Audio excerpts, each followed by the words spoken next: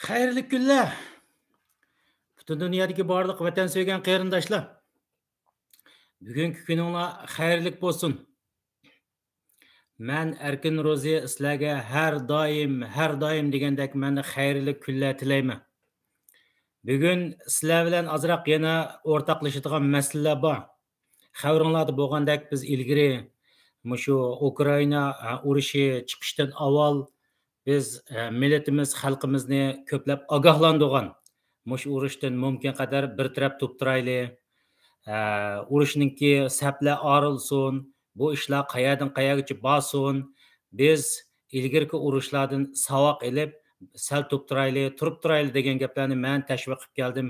Hamda mediada boshqa insonlar qanday tashviq qildi men bilmayman. Ammo mening bilishimcha Facebook'da har yerda, masalan Suriyada qapsilib qolgan insonlar bo'lsin, Ukrainaga kelsa, Ukrainadan Yevropaga transport hamma narsa haqsiz undaq ketadigan, bundaq ketadigan degan tashviqotlar jiqlashga boshladi. Ham millatimizning ichida yana shu Facebook'larda qarasanglar har yerda bu Ukraina urushini ulg'aytiradigan har turli tashviqotlar jiqlab ketdi. Namda bu Ukraina xalqini qo'llash. Biz albatta bir inson bo'lgandan bizmi o'tirib masalan bir zulm, irqiy qirg'inchilikni uchib turayotgan millatimiz, xalqimiz qirilyotidi, tugayotidi. Bundaq ahvol ostida Ukraina xalqini bir inson bo'lish sifatimiz bilan o'layotgan insonlarni ko'rgandan bu urushning o'zi xato, urush bo'lmaskan, urush to'xtaskan deb o'tirib Ukraina xalqini qo'llash, urushni oxirlashtirish tashviqotini qilish bu hech qanday bir yomon ish emas. Men burungi suhbatlarimda degan, bu ishlar janglar kengayib ketishi mumkin. Buningga masalan ilgirki Turkiyaning ismini berib o'tirib, masalan Turkiya bilan Rossiya bu Ukrainani olgandan keyin balkim chegirdosh bo'lib qolish ehtimolligi ko'p. Bundaq bo'lgan vaqtning o'zida albatta Turkiya o'ziningki chegarasiga Rossiyadagi bir kuchli davlatlarniki qor dengiziga tushishni xohlamaydi. Shundaq bo'lgankan bu yerda bu urush uzun so'zlab ketib qolgan vaqtning o'zida bizning Uyg'urlarimiz va boshqalar o'tirib bu ishning qurboni bo'lib ketmasin deb o'tirib ko'pchiliklarni ogohlantirgan qarindoshlar. Hozir ham men bu vaqtda shu Turkiyaning mediasi chiqqan bir xabarni men ko'pchilik qo'yib berishdan avval unutibman takrorday bugun 3-oyning 8-kuni Dunyo ayollar bayrami kuni, ya'ni xonim qizlar bayrami kuni. Bu munosabat bilan butun dunyodagi xonim qizlarga samimiy salomimni yo'llayman. Ham vatanda mushundaq kunning o'zida xo'rlanayotgan, qirilayotgan, tugayotgan Xitoyning har turli zulm va qirg'inchilik uchirayotgan albatta bizning Uyg'ur onalarimiz, xonim qizlarimizni bugungi kunini musibatning ichida turibsizmi, men yana tabriklayman. İnşallah ularniki tezroq bizning Uyg'ur davlati qurilib, mushundaq kunlarda bir dunyo xalqiga o'xshash xotirjam bir tabriklaydigan kunlarning kelishini men umid qilaman. Qarindoshlar, bundan avval hamda bu temaga men kirishdan avval yana oldindan deb qo'ya, andin ko'pchilikdan savollar kelyotidi. Masalan, Rossiya degan nihoyat bir kuchli armiya turib, nimishqa Ukrainada bugun 10-kuni kirdimi, 11-kuni kirdimi, men ish qilib aytaver sanamadim. Chunki bu urushning chiqishini zaten men o'zim yaxshi ko'rmayman qarindoshlar. Nimishqa begunoh insonlar o'ladi. Ko'rdinglar hozir qadar 1.700.000 yaqin insonlarni Yevropa boshqa davlatlarga chiqib ketdi deydi. Bizga o'xshash bir musofir bo'lgan insonni o'zimizning yurtimizni tashlab, garchi Norvegiya yaxshi bo'lgan bo'lsa-mu, sizlar yashayotgan davlatlar yaxshi bo'lgan bo'lsa-mu, ammo bir insonning o'zining yurtini tashlab, uy makonlarini tashlab boshqa yerga chiqishdan qiyin bir tasniyasi yo'q. Shu sababdan bu urush mayli qaysi sabablardan boshlangan bo'lsin, buning sabablaridan keyin to'xtalamiz.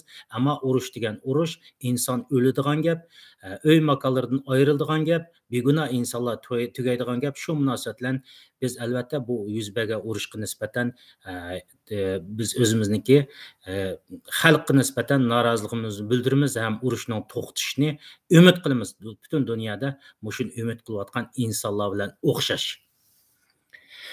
Endi ben so'zimga kirib ketay qarindoshlar. Bu yerda bu tili turkcha men sizlarga tarjima qilib berman buni, jarayonlarini ozroq tushuntirib o'taman. Buni avval sizlar meniki WhatsAppga qachalab qo'ygan, buni o'tirib topay, chiqsin, anglanglar avval. Bular nim deyotdi. Ukrayna Rusya arasında arasındaki savaş sahada Amerika, İngiltere ve İsrail gibi ülkelerin istihbarat ve paralı askerler üzerinden yürüttüğü mücadeleye de dönüşüyor diğer taraftan sayın seyirciler. İngiliz ve İsrailli eski askerler Ukrayna için, Wagner'in eğittiği Suriyelilerse Rusya adına savaşmak üzere yola çıktı. Kamuflajlı, silahlı İngiliz ve İsrailliler Rus işgaline karşı Ukrayna'yı savunacaklarını söyledi. I'm from England. Ukrayna Cumhurbaşkanı Zelenski yabancı savaşçılara vize muafiyeti getirip ülkenin kapılarını açmıştı. İngiliz ve İsrailli eski askerler silah kuşanıp Rusya'ya karşı savaşmak için Ukrayna'ya geldiler. İngiliz eski askerler trenle Kiev'e giderken görüntülendi. Üzerlerinde kamuflaj ve askeri teçhizatlar vardı. Targets, executing civilians, raping females. It shouldn't happen and it needs to be stopped. The question is obviously the war crimes that are being committed shouldn't be committed, you know. Rusya ise Ukrayna şehirlerindeki Rus yanlılarını harekete geçirdi. Odessa'da Ukrayna'ya karşı savaş ilan eden Rus yanlısı bir örgüt kuruldu. Sokak savaşçılarının tamamı maskeliydi. Hepsinde otomatik silahlar vardı. Örgütün lideri olan kişinin ise elindeki bıçak dikkat çekti. Rusya ayrıca Ukrayna'da savaştırmak üzere Suriye'den gönüllü topluyor. Suriye'nin Deir ez-Zor kentinde Esed rejimine bağlı milisler, Rus paralı asker şirketi Wagner aracılığıyla Ukrayna'ya götürülüyor. Suriyeliler Wagner'in silahlı eğitiminden geçiriliyor. Her birine aylık $200 maaş bağlanıyor.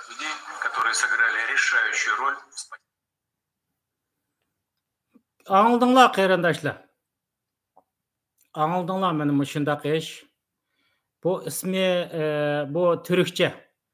Türkçe'de demsimi Türkçe endi Türkçe anglaydiganlar anglayalasizlar. Anglamaydigan qarindoshlarımızga men bir özemniki tushunchalarimni berib qo'yay. Qarindoshlar, bu yerda bu xabarda deyotdi ana. Xabarda deyotdi. Hozir masalan Ukraina urushi boshlangandan keyin bir necha kundan keyin shu Zelenskiy o'zining davlatiga masalan o'ziga yordam beradigan kuchlarning kelish uchun chegarani ochayotgan deydi. Shuning uchun bu yerda dunyoning har yerlaridan bu videoda dedi buni tafsil jarayonda desak anglasa dunyoning har yerlaridan bu Ukrainaga masalan Ukraina xalqiga yordam berish uchun, ya'ni Ukrainaga yordam berish uchun kelayotgan askarlarni masalan ko'ngilli askarlar deb shunday deydi, xolis askarlarniki u yerga berib jang qilishga mangan insonlarni ko'rsizlar.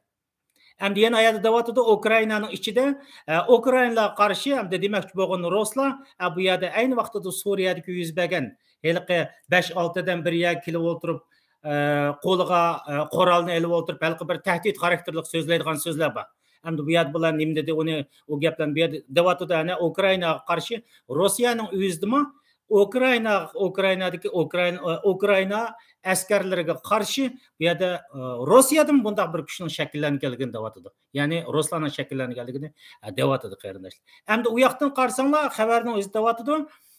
Rossiya mı bu Ukraynaga masalan Suriyada Wagner qurolli kuchlari degan bularning alayda bir muhofazat qismlari bor. Bular shundaq adam tarbiyalaydigan, jangchi tarbiyalaydigan, askar tarbiyalaydigan bularmi Wagner qismlari? Masalan ilgari Suriyada bular uzoq jang qildi emasmi? Bu yerdagi insonlarni o'tirib u yoqqa yo'tkayotir deb shunday. Demak bu yerda qarasanglar masalan Ukraynami albatta yordam so'rash o'ziniki nimasi bu? Yordam berishmi boshqalarning o'zining ishi. Yordam so'rashmi albatta Ukrainaning qilayotgan ishi endi u to'g'ri ish. Albatta jang bo'lgandan keyin yordam so'raydi endi.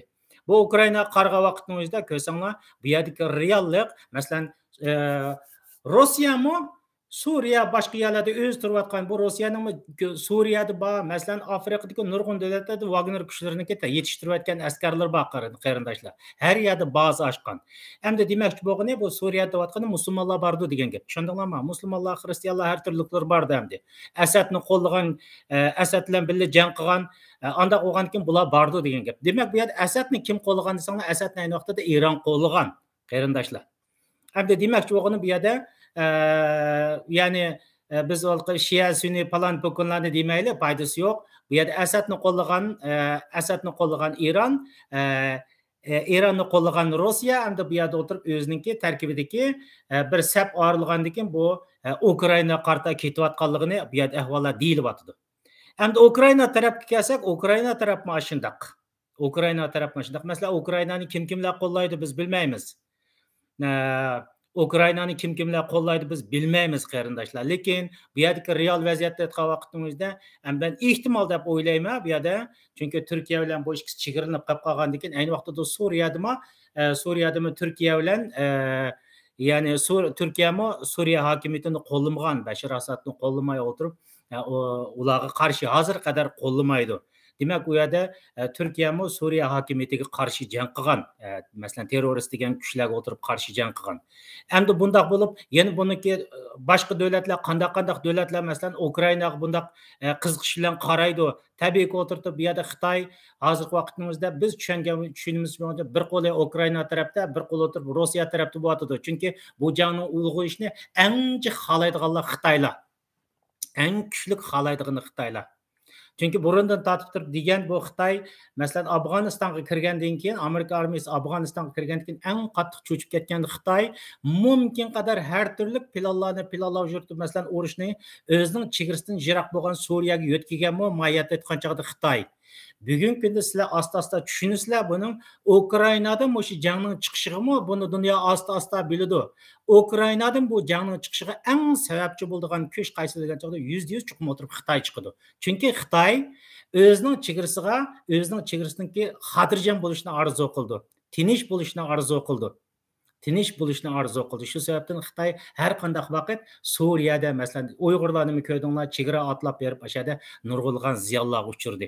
Bugun Ukraina masalasiga kelgan vaqtimizda xulos gap buni keyindan 100% men bilmay o'tirib buni men bilmasam dunyo bilishi mumkin. Albatta hammamiz buning sirini asta bilamiz. Buni keyindan 100% Xitoy chiqadi deb o'ylayman. Qarindoshlar, chunki Xitoyning eng ashaddiy qo'rqadigani bundaq urushlarni o'zining chegarasidan yiroq turgan vaqtimizda Xitoyga bevosita tahdid etib kelmaydi. Shuning bilan biz bilmaymiz, hamda Turkiya Xitoyning o'tirib nurg'ulg'an musulmon davlatlarini zaten mushkamchi musulmon davlatlarining birisi bizni qo'llab boqmadi, o'zinglar bilasizlar, DDT'da bo'lsin har yerda. Buniga Xitoy o'tirib anda hozir jangni ulg'aytirish uchun musulmon davlatlardan odamlarni, masalan, pulliq askarlarni, ko'ngillik bordigan askarlarni, masalan, mujohidlardan ularni o'tirib Ukrainaga yo'llashchi. Buni ehtimolligini cho'ng deb o'ylayman, bu yerda o'tirib $200 deydi oylik ish haqqi. Yana o'tirib Suriyada oxirlashmagan yana Shia Sunniy jangi bor. Andaq bo'lgan bo'lsa biz bu yerda qisosimizni ep bo'lmagan, andaq bo'lgan bo'lsa bu yerga Asadning armiyasi Rus taraf turib berib Ukrainada jang qilgan desa, andaq bo'lgan bo'lsa Shia Sunniy jangi oxirlashtirmagan bir turkum bu yerda Sunniy musulmonlar o'tirib bu andaq bo'lgan bo'lsa Ukraina tarafga turib kirgan vaqtimizda bu janglar ulg'ayib ketish ehtimolligi cho'ngda ko'rindi qarindoshlar.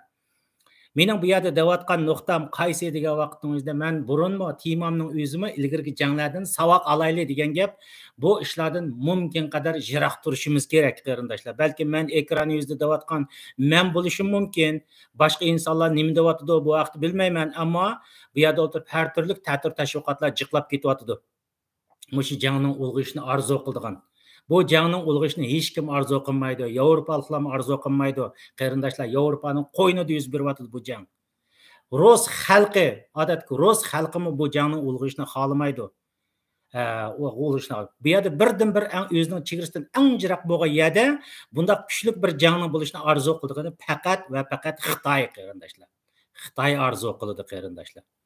Hozirgi reallik ashundoq ko'rsatyapti. Shuning uchun biz bu jangni ulg'aytiradigan tashviqotlarni jiqmayli, inson jihatlardan Ukraina xalqini qo'llayli, ham Rus xalqining o'tirib bu urushni mumkin qadar dunyoga o'tirib bu urush to'xtatsa desak bo'ladi. Ammo yetarki biz ilgirki janglardan savoq olmay, masalan Suriyada, Afg'onistonda bo'lgan janglardan savoq olmay, yana buningga aralashadigan ishlar bo'lgan vaqtimizda bu millatimizniki kelgusi yetgan vaqtimizda biz ziyonliq deb o'ylayman qarindoshlar. Sizlar o'ylab beqinglar qarindoshlar. Afg'onistonda 20 yil jang bo'ldi. 20 yil jangning o'zida shu chegaradan 60 kilometr manch bo'lgan chaqda Vaxan koridordan bizning vatanga o'tib 60 kilometr bo'lgan chaqda bir pay o'q etildimi? Bir Xitoyning qulig'i kesildimi? Shu jarayonimizda qanchalik Uyg'urlar o'ldi o'ylab beqinglar. Bütün hayırlar, münafıqlar kuch ko'tish orqali bugünkidek o'tirib yana hozir qandaq tashviqot paydo bo'ldi degan vaqtimda rost bizning dushmanimiz deyish orqali yana bu Uyg'urlarni bu jangga ishtiryotidi. Bu xayrlik, bu munofiqlikdir qarindoshlar. Afg'onistonda 20 yil jang bo'ldi, ashaning o'zida undan ortiq jang bo'ldi. Xitoyga o'tirib bir bomba etildimi? Etilmadi. Son-sanoqsiz Uyg'urlar o'ldi. Suriyada qandaq bo'ldi? Suriyada ayni tragediya. Hatta ba'zi yerim kalaning go'shini yodida yo'qlayotadigan bir saranguylar chiqdi-ku. Chiqib o'tirib shularmi deydi-ku. Voy, mana Suriyada o'tirib 5 ming, 10 mingdak odamni ziyon tortdik biz, deb qilib kerilib o'tirdi Xitoy g'olchilari. Ba'zi mollalar chiqib o'tirib, anda xo'sa Suriyaga manganlarni biz jannatga sep qo'ydik deb o'tirib, jannatga yo'lga sep qo'ydik, jannatning beltini epadik deb o'tirib qarab o'tirganlari nihoyat ko'p chiqdi. Ko'rdik. Suriyadagi masalani Uyg'urlar hal qila oldimi? Hech qanday narsani hal qila olmadi. Bir insoniy tragediya yuz berdi. Suriyadagi bütün bağın dünyanın her yerden Uyg'urlarga o'xshash ezib bordi deyli yoki majbur bordi deyli va yoki o'tirib har turli sabablar bordi deyli. Dünyanın her yerden bağın insanlarni masalan Qozog'iston o'zining odamlarini akatdi, O'zbekiston o'zining odam, bütün dünyanın odamlari o'zining insonlarini akatdi. Chunki mustaqil davlat bo'lgan bütün yerlar o'tirib u yerdan o'zining odamlarini akatdi. Qolib qolgan kim qoldi? Davlat bo'lmagan Uyg'urlar u yerda qolib qoldi. Hozir kimning qo'lida deydi, birisi uning qo'lida, birisining buning qo'lida shunday deydi. O'ladigan o'lib, vayron bo'lib Turkiyada qanchalik yetim bolalar. Bu tragediya, og'ir tragediyani biz ko'rdik. Buning eng jiq ziyni tatgan Uyg'urlar. O urushning o'zida eng jiq foydasini olgan Xitoylar. Qarindoshlar, buni bunday tushuninglar. Chunki Xitoyning tubki strategiyasi vatanning ichida Uyg'urni taltuks qirib tugutish. Tashqi dunyoda bo'lsa, shunda xayrlarning qo'li orqali yerim kalaning go'shtini birga o'ltirishda yeyotadigan, qurilib ketgan Uyg'ur millatining manfaatiga, jonijon manfaatiga ziyonli qurilib ketgan xayin go'ylarniki ish tufaylidan Suriyaga yo'l ochilib, Turkiyaning yo'l ochib berishi bilan, har turli davlatlarning yo'l ochib berishi bilan Suriyada biz eng chong tragediyani Uyg'ur millati ko'rdi. Hozirmi ko'ryotidi? Qarindoshlar, biz ayni vaqtida mana mushundaq tashviqotni, hatto menmi botim shu vaqtning o'zida biz oqqorni to'liq bilib bo'lolmaganligimiz uchun bizning bilimlik odamlarimiz bor, bilimlik doktorlarimiz bor, avval shular so'zlasin, avval shular gap qilsin deganligimiz uchun bugun o'tirib bu Suriyadagi tragediyani ko'rib, millatimiz, xalqimiz u yerda o tragediyani ichida yashayotdi. Hamda buning qulab o'tirib, yana Xitoyning chegarasi bo'lmagan, Yevropaning qaq o'tirisi bo'lgan Sharqiy Yevropada, Ukrainada bu jang chiqdi. Qarindoshlar, sizlarga takror deb qo'yay. Men sizlarga eng xulosa gap turib, buniki yana takror so'zlayman. Men bir inson qo'limdan kelishicha bu ishga o'zimning noroziligimni bildiraman. Chunki u yerda ish jangning ulg'ayishi Ukraina xalq uchun ziyonliq.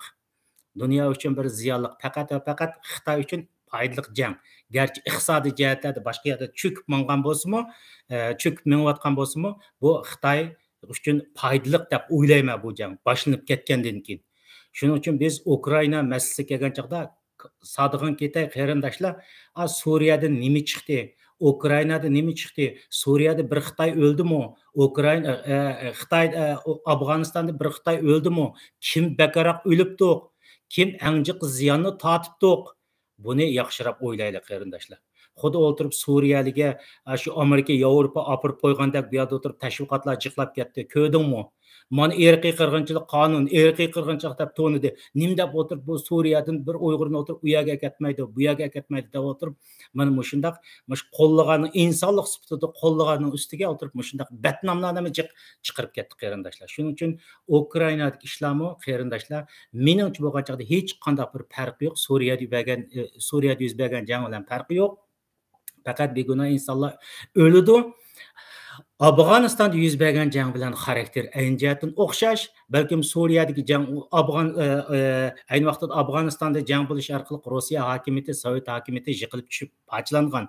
Ammo bu qatim har turli mulohazalar bor. Masalan, Ukrainadagi jang uzun so'zilishi orqali balkim Rossiya hokimiyati yiqilib tushishi mumkin deb shunday deydi. Rossiya texnik tushib ketishi mumkin deydi. Buni biz bilmaymiz qarindoshlar. Lekin hozirgi vaqtimizda men undaq bir reallikni ko'ra olmayapman. Boshqacharoq, masalan, neftning bahosi, gazning baholarining darajadan tashqari o'sib ketishi, Bu yerda Putin efendim şu neft, gaz, qoral yaraq satıdı asosliq, yana boshqa oshliq satıdı ilgirki suhbatda degandek. Bu yerda o'tirib damalliq yiqilib ketadigan bir Rossiya hokimiyatini men ko'rolmayapman rostdan degan vaqtida. Mayli o yiqilsin, yiqilmasin, meningki deydigan nuqtam qaysi degan vaqtning o'zida Ukraina urushining xarakteri mencha bo'lgan vaqtingizda Suriyadagilar o'xshash, Uyg'urga ziyonliq, mencha bo'lgan chaqda Afg'onistondagi o'xshash, Uyg'urga ziyonliq. Ukraina jengidan qarindoshlar mumkin qadar yiroq turayli. Men butun dunyodagi o'zining millatining qiniga, jiniga ko'yinadigan insonlarga deydiganim, bu yer kelgan vaqtingizda diqqat qiling qarindoshlarimiz. Siz Ukrainaga berib, Ukrainaga yordam berib, u jangni qildim, u taraf tutdim, bu taraf tutdim degan bilan yana o'tirib dunyoning taqdirini yeshidigan yana Ruslar, Yevropaliklar yeshidi.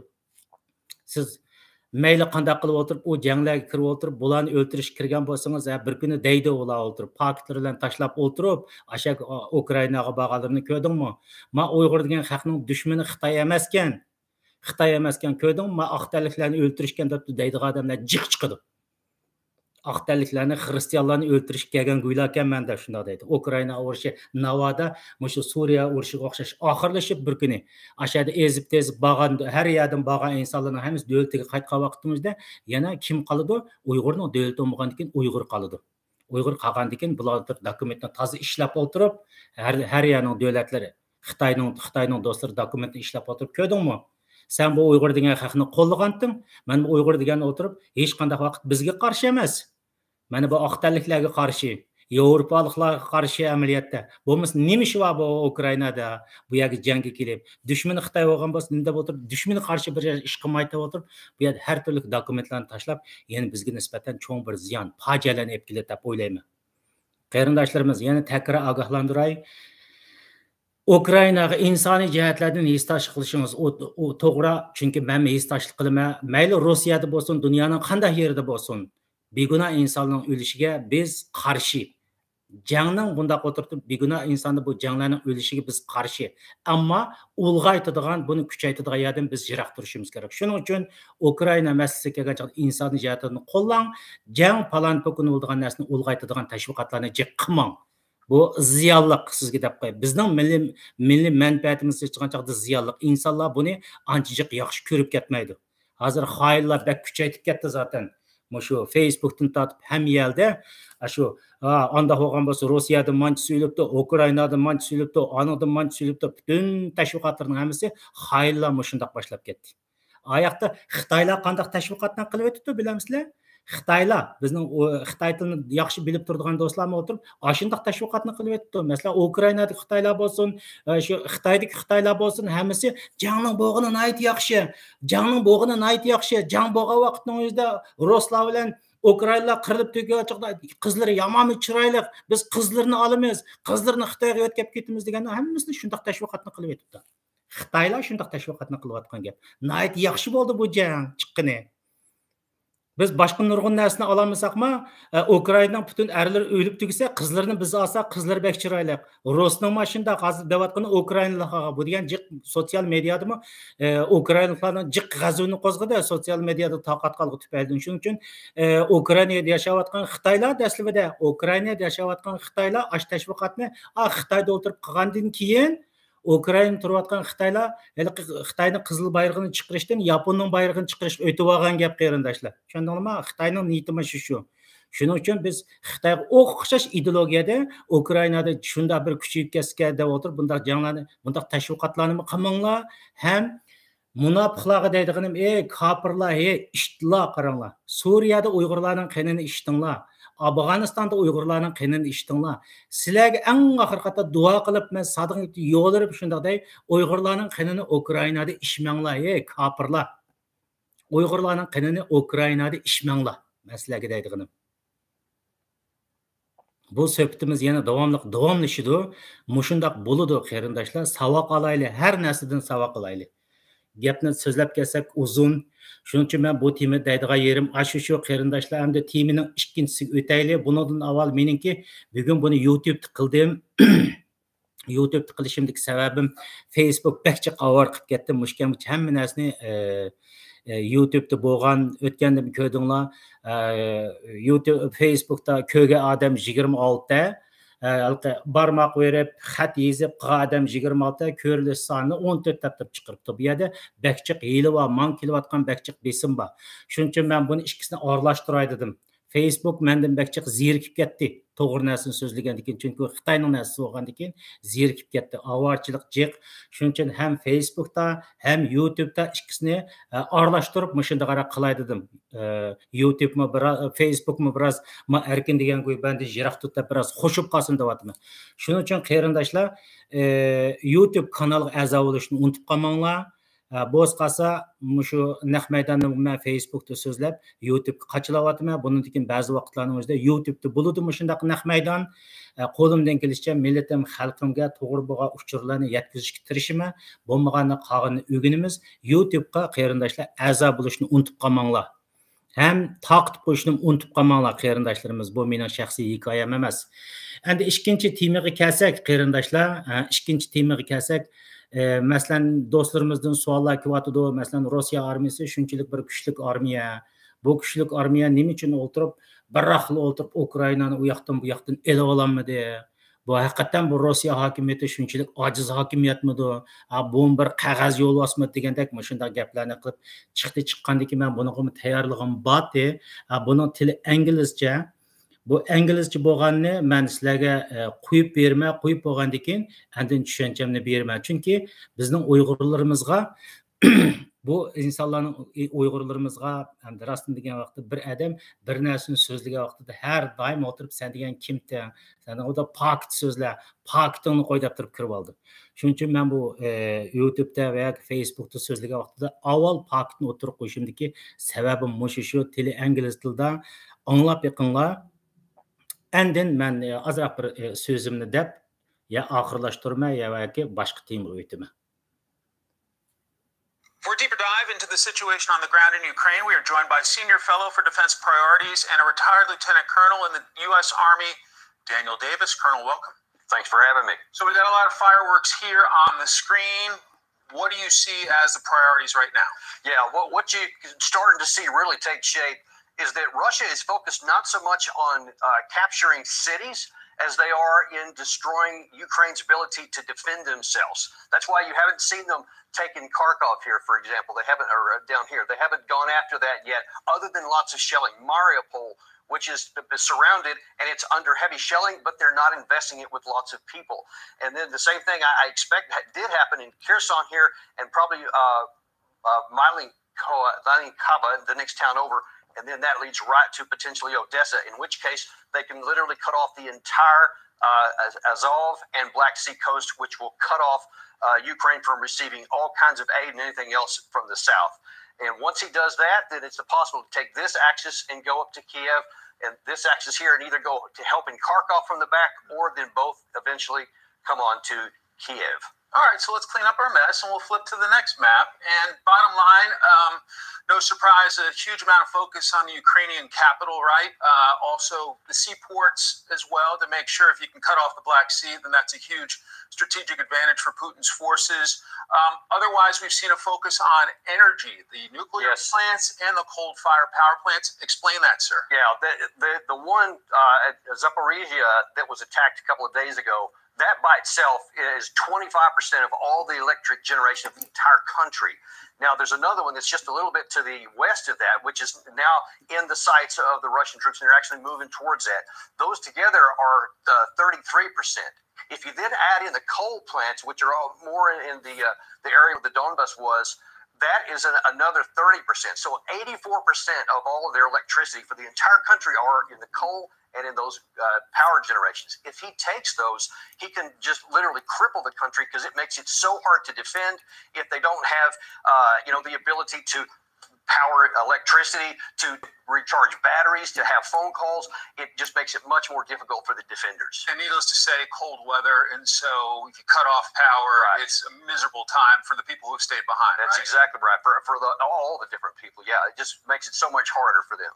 And obviously, there was talk about creating humanitarian corridors to let people go out, but then we've also heard that the Russian forces have not honored that. What about that concern? Yeah, you see that sometimes coming out of Mariupol. there was a corridor that was up here, which seemed like it was actually in Russia's advantage from their perspective, because if they get a lot of the civilians out of Mariupol, then that makes it much more of a military target, and they don't have to worry about the collateral damage. But then apparently they changed their mind and then they shut it back off. That's happened twice now, and that just shows you the brutality of war, and it's one of the horrible aspects of this. And it sounds like building frustration among the Ukrainians. They would love the no-fly zone from the United States and NATO. Yeah.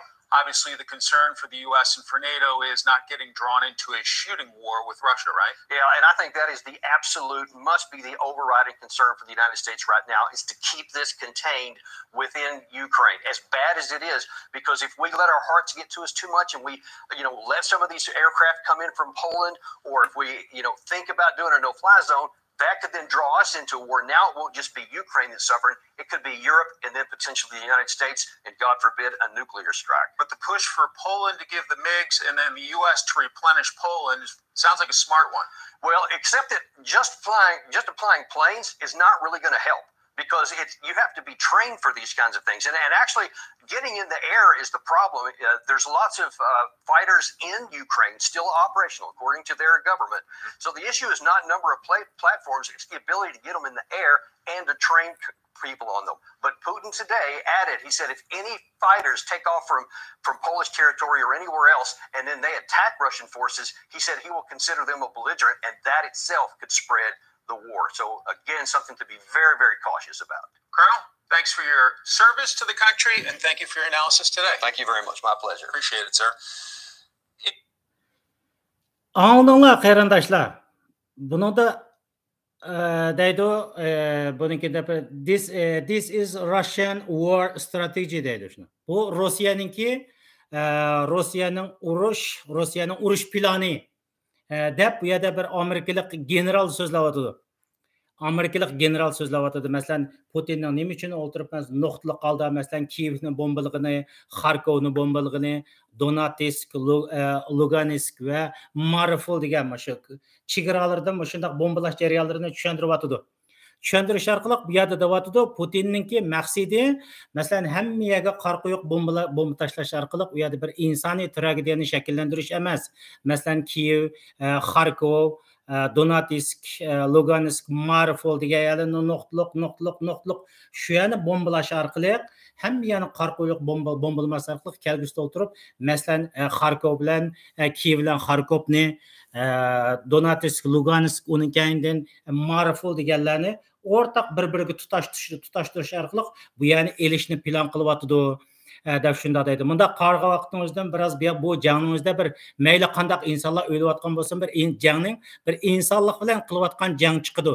Nimishqa degan vaqtingizda hamma yerga biroq tashlagan chaqda nurg'un insonlar o'lib ketadi. Masalan, Xarkovni, Kiyevni, Xarkovni hamma yerni nuqtliq bombalagan vaqtning o'zida bu yerda deyotdi, insoniy koridor shakllanishga bir foydali deb shunda deydi. Mening bilishimcha asosan shunday tushundim. Agar xato bo'lib qolgan bo'lsa, sizlar ko'rib o'tirib, nima qilinglar? Mening ingliz saviyam bek yaxshi emas. Bu yerni nuqtliq shunday bombalash orqali eng oxirgi bir tutashtirdi.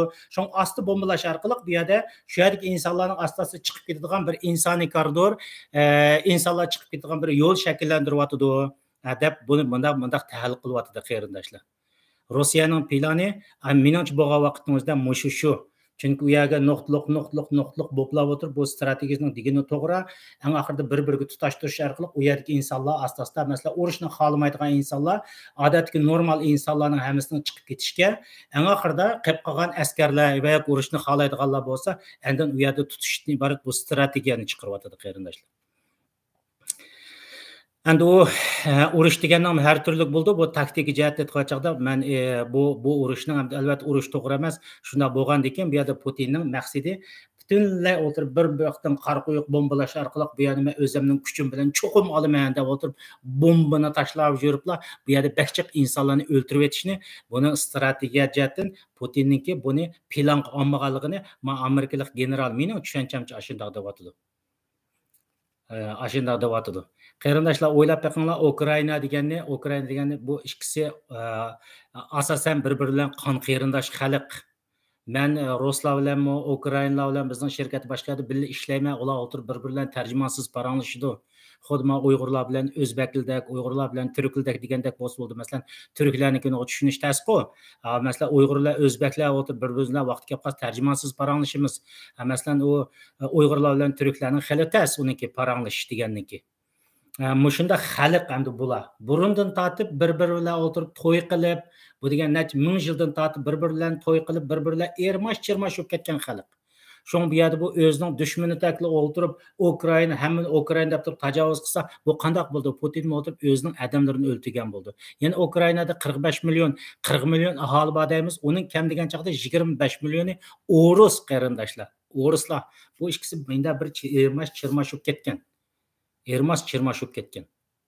Şoň bu ýerde o Putin efendim bir ýakda oturup "Men Ukrainaga bomba taşladım" degeni bilen wagt kelip qalsa, özüniň milleti, özüniň halkyga bomba taşlaganlyk boldy. Çünki o halk aşynda gardyşyp ketken bir aýyň içinde o ýerde Sovet Soýuzda ýaşaganlar hemmeňler bilisler buny. Muşundak toý qılıp bir-birlerinden ermaş-çirmaş bolip ketken. Şoň bu ýerde uruşny halaydygan bolsaňyz, anda bolsa noktluk bombalayma, aldyrmay oturup bu ýerge kirmen.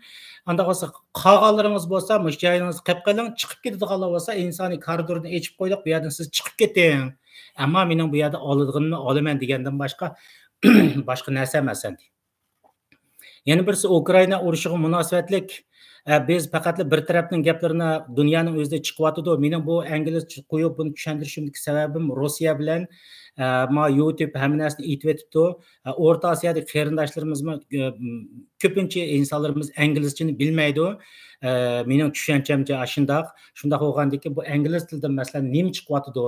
Ular rus tilini anlayalaydı. Anda bolgan bolsa bu ma tarapyda näme iş bulawatydy degen noktadan men bundak meseleni misal gylyp hem özümniň gepiniň rast boluşynyň ki bu säwellik hakynda bu strategistlerniň özüniň degen gepiga asasen bu narsany oturup goýuwatyman. Endi bu ikisini oturusky janglarga qarasakma qarindaşlar, men qaranglar. Bu ýerdeki jangnyň özüdema hazır biz Ýewropalılar oturup bu matrapga bir teşwiqaty bar, onuň degeni togra. Russiýaga esakmy onuň degeni togra. Meýli qanday qılıp bolsun bu uruşnyň başlangyny hata. Ama her bir uruşnyň sebäbi bar. Mesela Putin efendim diýdi, Ukrainada neonaziler bar da şunda diýdi. Ýeňi nasistler çykdy bu ýerde. Ýeňi nasistler çykdy. Men ýeňi nasistlaryny tazalawatyman. Ular irqi qırgınçylyk ýürgezdi dep şunda diýdi. Buna oturup qarsaňlar elbetde bir jang bolgandiki Ukraina bu degen 2014-nji ýyldan tartyp jang başlandy, jang çykdy. Jang çykkandan bu Ruslar bilen Ukrainalar oturup ikisi asasen bir dinda meniň bilişimçe ýa ortodoks ýa katolik azrak bir farky bar. Ama Zelenskiy bu jangny dowamlaşdyryp kanday qilish kerak? Elbetde menimçe bolgan çagda milletçi güçlerini şekillendirdi dep oýlaýman. Aşyndak bolgan wagtymyzda bu ýerde oturup jangny paralaydy dep oýlaýman.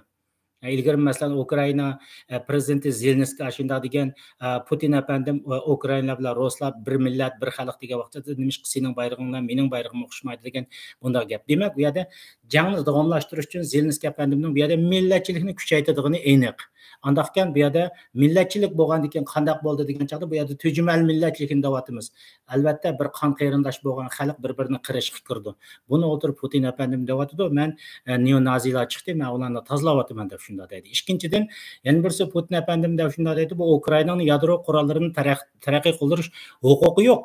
Mesela men Çernobyldan hazırki wagtda Çernobylnyň özünde Ukrainalar ýadro gurallaryny terakki kıldyryş üçin epowatgan nurgun isbatlanyşyny golga düşerdik dep oturup orusça dewatdy. Inglizçe çykypatdy. İngilizçe çykypatdy endi. Şuning üçin biz her tarapyny mundaq balans bilen tampon qilip oturup diýli. Biz çünki biz Ukraina we Ruslar bizning düşmenimiz bolmagandyken milletimizge bir tampon nokta tutup ben düşendirişke tirişiwatyman. Endi milletçilikni ep kelsak, ularning içinde milletçilikning çykyşy ýaxşy iş emas qarindaşlar. Meniň düşünçem aşy şu. Endi ýene birisi qarsaňlar ma noktadan ýetip Putiniň bäzi gaplarynyň togurdakligini çykypatdy. Biz ýene tekrar diýli, u ýerde u kirip uruş qilganyň özüge biz aralashmaýmyz, hemme hata dep oýlaýman endi. Mesela Kazakistanda kandak bolgan? Bunun misalını alsa, Kazakistanda bizdeki vatandan çykdy, u ýerden çykdy, Oralman Kazaklar ilgir kandak qilip ketken taşady. Oralman Kazaklar Uygurlarga tajawuz qilishlar bop ketken. Kurdlarga, Ermenilerge, Çeçenlerge bütünlüğe oturup tajawuz qilip, aşağıda bizning zatymyz ýürgimizden soqup qoýgandy. Ýürgimizden soqugandy. aşağıda şundaq tücümel sarang millatchilar chiqib Qozoqniki. Bu davlat degan mening, bu yer degan mening deb o'tirib boshqalar aralashib tajovuz qilgan bo'laydigan bo'lib ketdi desakmi xato emas. Ko'nglimizni suqqan. Bu yerda Putin efendim Qozog'istonga kirdi, 1-oyning 4-kuni kirgandan birisi Qozog'iston nima bo'lib ketdi? Bir millatchilikdan bir asar bormi yo'qmi u yerda? Mencha bo'lgan chaqda men u yerdagi do'stlarga degan Putinning qadami takka yeganning o'zida millatchilik bo'lmaydi degan.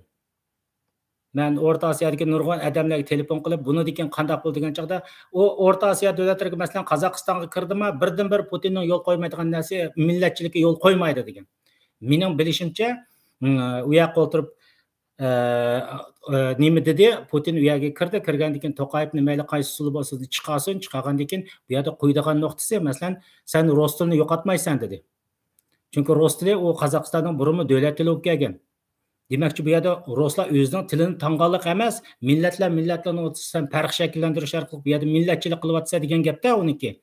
Qozog'istonda 250 dan ortiq millat bo'lgan bo'lsa, yoki 150 dan shunday millatlar bo'lgan bo'lsa, bu yerda sen bir tilni qo'llanib o'tirib, bu yerda millatchilikka yo'l yo'q degan narsalarni Putin efendim deyotdi. Bu taraf to'g'ri Qozog'istonda yapgan ishlari. O bir millatning ichida bu Qozog'istonni burun Qozog'iston necha millat ashunday ko'p millat bo'lsa, bu yerda o'tirib o'zinglar xalqinglarda bor o'tirib, millat o'tirib ashunday tajovuz qilishninki, Uyg'urga tajovuz qilishning, Tunganga tajovuz qilishning, Armanga, Kurdlarga davlat yo'q deb o'tirib, ularni ojiz deb o'tirib tajovuz qilishning o'zi to'g'rimi? Bilsanglar bir davlat yashayotgan o davlatning egalik huquqi tajovuz qilmasa, o xalq xoinlar bilan birlashmasa, uningga tajovuz qilishning o'zi xatolik, o millatchilik emas, o tujmal millatchilik, o irqchilik bo'ldi. Ma Putin efendi deyotgandek nazilik bo'ldi u. Nazi degan meningdan boshqa hech qanday odam yashamaysan o'zimda degan bo'ldi. Qozoqlar ayni vaqtida shu ishlarni qildi. Putin efendim kirdi 1-oyning 4-kuni Qozog'istonda nima bo'ldi? Teptinich. Putin efendim tik turgan suratcha meningcha bo'lgan vaqtimizda buni O'rta Osiyo strategiyasini to'g'ri deb o'ylayman, Ukraina deganni qo'yib o'tirdi. Ashunday tik turgan vaqtimizda Qozog'iston O'rta Osiyoning bir yerda Uyg'urga muyig'i tegadigan ishlar oldirab bo'lmaydi. Boshqa millatlarga muyig'i tegadigan ishlar bo'lmaydi qozoqlarning. Chunki men ayni vaqtdagi suhbatimda degan 6-yili o'tgan yili 6-oyning 17-suhbatda Qozog'iston hokimiyati parchalanadi, Qozog'iston degan temada so'zlab o'tirib, qozoqlar sizlar bakcha qutirab ketdinglar. Bundaqcha qutirab ketmanglar shu vaqtida degan. Qutirab ketmanglar. Uyg'urning manfaatiga tegmanglar, boshqalarning millatiga tegmanglar, bu bunda qilmanglar. Mushini ishni o'tirib davomlashtirsanglar, o'risning manfaatiga tekkan vaqtingizda ana-mananglarni ko'rsatadi degan.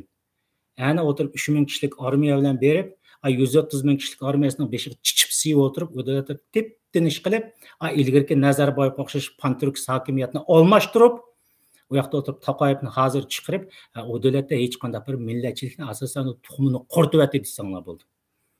Shu nuqtani aytgan vaqtingizda albatta Ukrainada ishga urush bo'lgandiki, u yerda neonazilar har turli kishilar shakllanishi mumkin. Shakllangandan keyin Putin nima deyotgan to'g'ri, bu neonazilar qarshi turyapman deganning balkim asosi bo'lishi mumkin, ammo biz bilmaymiz. Ammo buning bir isbotini masalan biz Qozog'istonda ko'rdik ya. Qozoqlarning ichidan o'ralmalar chiqib Uyg'urga boshqalarga tajovuz qilavergandan keyin manfaatlarga hujum qilavergandan keyin uyga o't qo'yib qo'ygandan keyin ruslar kirdi, undan keyin u ishlar bo'lmadi. Bundan keyin u ishlar bo'lmaydi deb o'ylayman deydi. Qarindoshlarimni boshqa taraflardan deb kelsak, men mau The Economist nim deydi, The Economistning chiqqan xabaridan ayt yaxshi muloyiz qilganda, masalan, O'rta Osiyodagi Ukrainada yuz bergan ishlar boshqa yerda kengayib ketamdi degan to'g'riliqni ayt yaxshi muloyizlarni olib bo'lgan. Hozir qarasam soat 43 minut ketibdi. Buni anglatsak 10 minut atrofida bo'ldi. Shuni men so'zlab kelsam, o'tirib 1 soatni eshib ketdik. Shuning uchun men bugungi uni keyinga qoldiray. Bugungi suhbatimiz mushada oxirlashsa, eng oxirida ko'pchilikka deydiganim vatan sevgan qarindoshlar, ya'ni kallanglarni shunchalik sagak bo'linglar. Butun xoinlar deydiganim 70 yildan birisi bu millatning qiyniqib ichib kelgan munofiqlar. Bu qatim bu millatni Ukraina urushiga so'rab akirmanglar. Munofiqlar, fosiqlar, ishtlar, jonivorlar, hayvonlar. Uyg'urlarni bu qatim Ukraina ishiga so'rab akirmanglar. Bunda qilmanglar. Bu dunyoning so'rg'i bor. Bu millat chuqum so'raydi buni. Bu millat chuqum mustaqil bo'ldi, Uyg'ur davlat qurildi. Bu vaqtda senlardan hisob so'raydi. Bunda qilmanglar, xoinlar. Tashviq qilmanglar, Ukrainaga borib turib tashviq qilmanglar. Suriyadan savaq elinglar, Afganistandan savaq elinglar. Ey milletimiz, xayırlarning uyullariga dassavermanglar. Bizning bu dunyoda birli dushmanimiz bor, u bo'lsa Xitoy va Xitoy hokimiyati. Xitoy hokimiyati bu bizning dushmanimiz. Boshqalar bizning dushmanimiz emas. Bugungi suhbatni mushat oxirlashsa, qarindoshlar yana takrorday, Facebook meni shunchalik avar qildi, bugun men YouTube'dan qilyapman. Mushunda o'ngishlik bo'lsa, bundan keyin ham YouTube'da, ham Facebook'da mushunda davomlashtiraman. Facebook'ni bakchiq zeriktirib ilgari. Tashviqotni qilib, Xitoy virusi deb qilgandan keyin chekildi ish qilib, menga nafas oladigan yo'l qo'ymadi. Endi bu YouTube qanday bo'ldi, buni ko'ramiz. Menimcha bo'lgan vaqtida ham YouTube'da, ham Facebook'da mushunda qilishni naq maydonni davomlashtirib, millatimizga kerakli bo'lgan mening to'g'ri uchurni yetkazishni orzu qilyapman. Shuning uchun qarindoshlar, eng oxirgi talabim bugun suhbatim mushat oxirlashsin. YouTube kanalimga a'zo bo'lishni unutib qolmanglar, ham taqib qo'yishni unutib qolmanglar qarindoshlar. Takrar kunlaringlar xayrli bo'lsin. 8 may ayollar bayrami, ayollarimizga, xonim qizlarimizga takrar salomlar bo'lsin. Ko'rishga omon bo'laylik.